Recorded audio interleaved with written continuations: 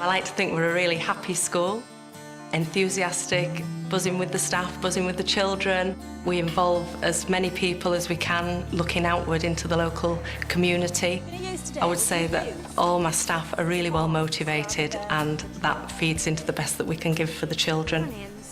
We don't use spring onions. We first started thinking about totally restructuring our curriculum about 4 years ago, and what I was getting back from my staff was, how can we fit in more and more things? We've got a finite amount of time that we're going to be working with, but there's so much that we want to do and develop. How are we going to do it? And thinking a lot more about the cross-curricular thematic approach.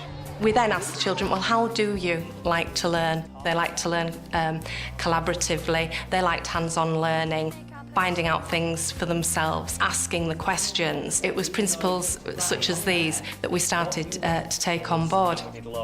We came up with 6 themes that we wanted the whole school to work through, which had come from all the stakeholders, and they are ourselves, our beliefs, our community, our nation, our world, and our futures. And we thought, yes, that would encompass everything that we want our children to learn.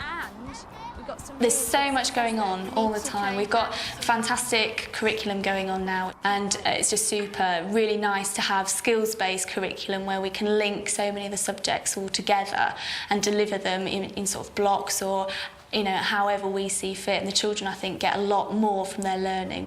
From week? This week is our outdoors week, so there's a lot of involvement outside, and the different key stages have provided different activities for the children according to their specific needs, and listening to what the children want to do as well. We've got a Tai Chi lady coming in, and then we're going to introduce a mantle of the expert for the children.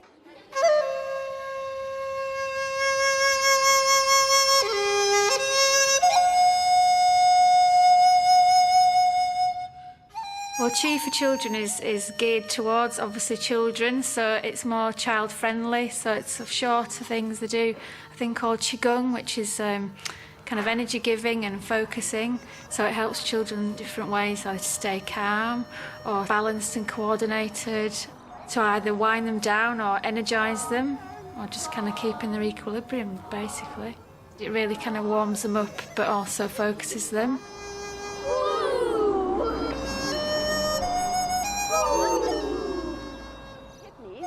With Tai Chi, you can kind of introduce it in a fun level, so they're into sort of the martial aspect of it as well. You can explain the martial background as well as the kind of theoretical side to it, and keeps their interest. OK, so let's try it all together.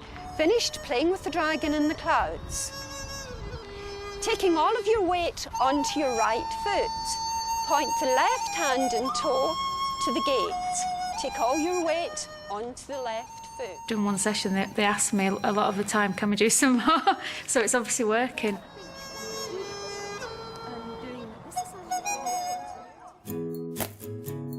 Mantle of the Expert is all about giving the children an opportunity to lead their learning. So we plant the seed, give them the problem, and then they go wherever they want to with that. I suppose it's a drama-based kind of way of bringing different areas of the curriculum together and setting up a situation where the children thoroughly believe in what they're doing and what they're trying to achieve. It gives the learning and the objectives meaning. Today, they're going to be part of a political group, so they're going to be then trying to solve this problem with relation to a tribe and some plants that's going to be taken from the tribe.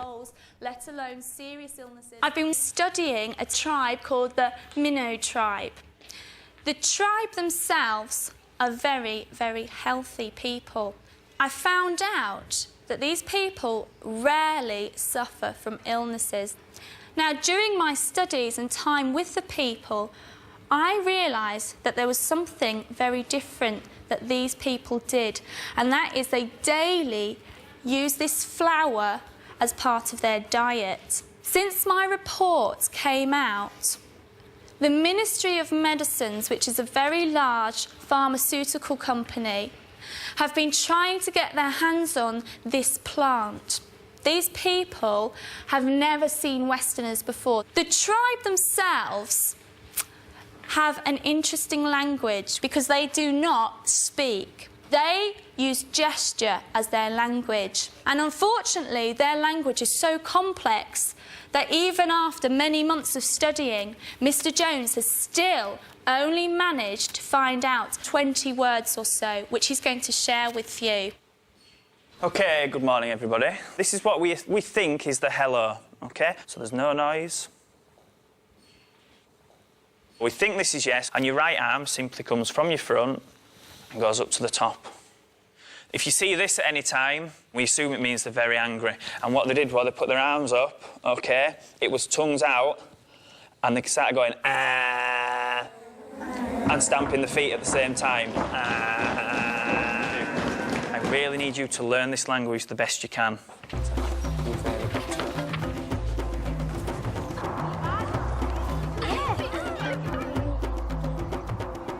Hang on, we know how. Yeah. Right. I'm going to be the leader of the tribe, and you two are going to be, if you like, my assistants, the protectors of the tribe. So we're going to talk with them through the language that we've got to learn as well. We need to be really annoyed because these people, have, you know, the drugs company have come and they've started to try and take our plant. We don't want to see other humans, do we? No.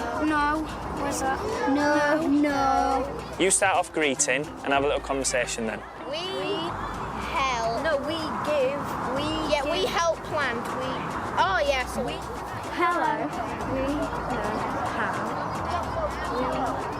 Yeah. We need help. You need help from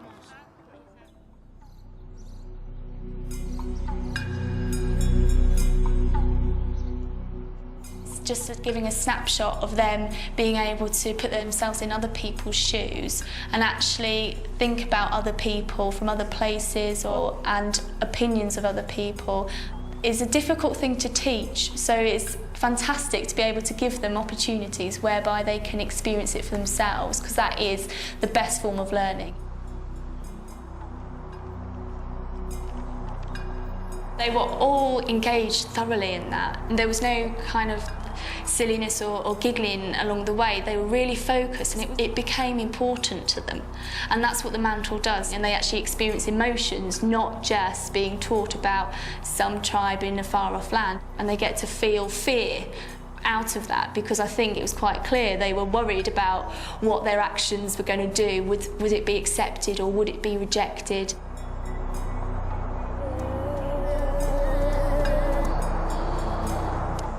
They're all thinking, how can we get that flower? How can we negotiate? And that's fantastic to be able to do that and make it seem so real.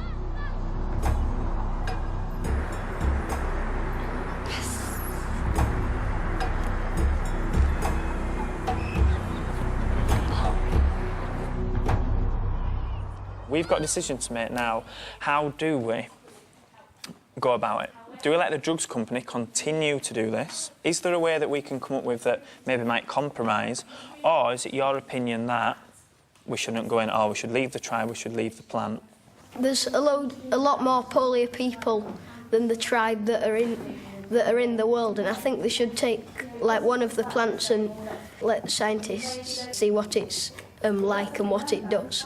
If we gave them some plants that we have that can cure diseases, so then they could give us some of their flowers and then we could like make it even like that. I don't think we should go out and take all their lifestyle. Yeah, Daniel? No, because we don't even have proof that it will even work. What if they're just naturally a healthy tribe and the plant's just there to decorate? Could like show them how poorly the people are and how much they need the cure for cancer. Most flowers have seeds that you can spread, so you can pick the seeds off and grow more of the flowers in England or any other country that needs it. Excellent. The seeds actually mean that we can get more than just one or two plants. We can keep making more and more and more plants and keep them growing. So I think that's probably the best solution. I think you've worked really hard and I'm really proud of you lot. My class, Year 6, I've taught some of them for 3 years now, so they're just about to get ready to leave high school, and they're a great bunch of kids. This year we had an early meeting with the high school because we said we'd like transition to be better. So we've discussed it with the high school and then they've set work, and we've been doing lots of work on that throughout the last half term. Maths transition that they set was a theme park, design where they had to plan, advertise their own theme park. We had to figure out all the profit and loss we'd make after 30 days of it running. We had 500,000 to spend on different rides, like there's major rides, minor rides, toilets, cafes, and it told us how much it would cost to run them each day. And we had to calculate how much profit we made from it. And then we started to advertise it. We used posters. And we've done a TV advert in the hall, just to finish it off and to advertise our theme park. Our group's done it where there's a boy sleeping and he has a dream about this new theme park, and then he's when he wakes up, he realises that he gets up and walks around and realises that it's actually real, and he goes to it. And... Are you bored and sat on your sofa? Yeah. At this very minute, do you dream of being on really fast roller coasters? Yeah. Do you hate your mother cooking broccoli and gravy in soup? Uh-oh.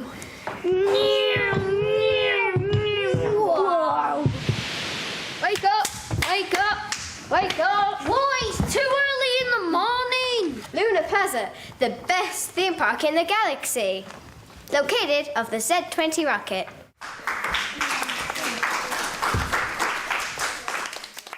I want them leaving with enthusiasm, with positive attitude and outlook on life, the fact that they can make a difference if they try really hard. And they see challenge as a good thing. They always think positively.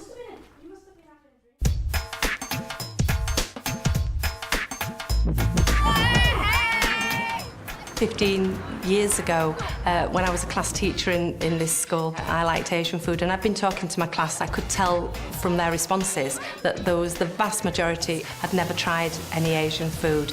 And I said, should we all go to a restaurant together? They had a fantastic time, and the learning that took place and the enthusiasm that the children showed. And when they came back, it had been one of the highlights of their year. So it's become a tradition at St James's. Just fits in so well with what we're trying to help the children to achieve and experience.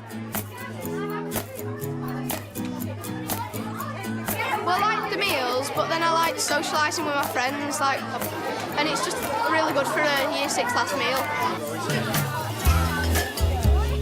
This is the first time I've been to a restaurant and had curry, but I've had curry at home before. It's really nice. I like it because I'm with my friends. Sauce as well, man.